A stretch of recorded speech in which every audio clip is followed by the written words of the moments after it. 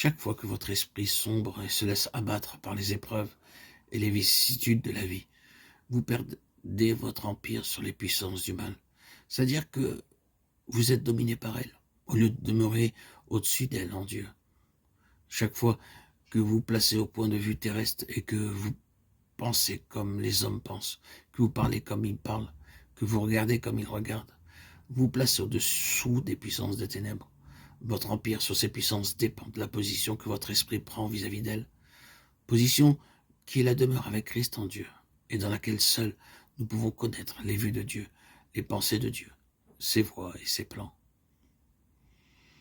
Vous pouvez être tellement pris par les choses terrestres que votre esprit ne peut pas s'élever au-dessus d'elles. Le diable sait cela, et il déverse des choses terrestres sur vous pour vous tenir à leur niveau. Alors vous sombrez et vous ne pouvez plus vous élever au-dessus d'elles quand vient le combat. Si vous devez être un vainqueur, il faut qu'il y ait quelque chose à vaincre. Et chaque fois que vous êtes victorieux sur un point, cela entraîne nécessairement une victoire plus importante dans la prochaine attaque. Aussi, si vous êtes victorieux aujourd'hui, vous aurez demain quelque chose de plus grand à vaincre. À chaque épreuve, ou bien vous vous enfoncerez et serez battu, ou bien vous élèverez dans l'esprit de victoire. Et alors, c'est la vie de Christ victorieuse manifestée dans votre esprit qui vous fait faire ce pas en avant. Vous ne pouvez pas vivre et respirer facilement dans la vie terrestre une fois que vous avez connu cette union céleste avec le Seigneur et expérimenté la puissance de l'Esprit. Vous ne pourrez plus jamais supporter la vie d'en bas.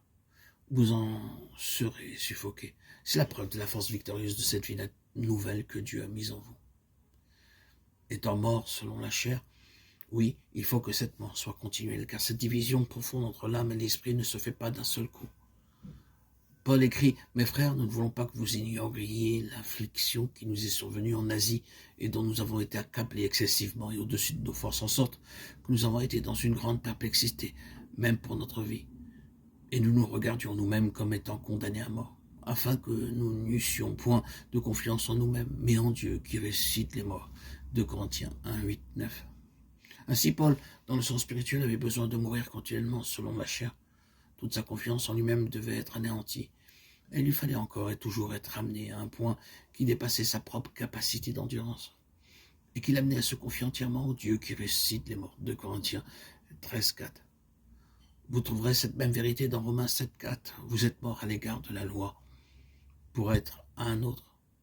La mort nous séparant de tout pour produire l'union spirituelle avec le ressuscité. L'un dépend de l'autre. C'est le revêtement du Saint-Esprit que Dieu veut que vous expérimentiez.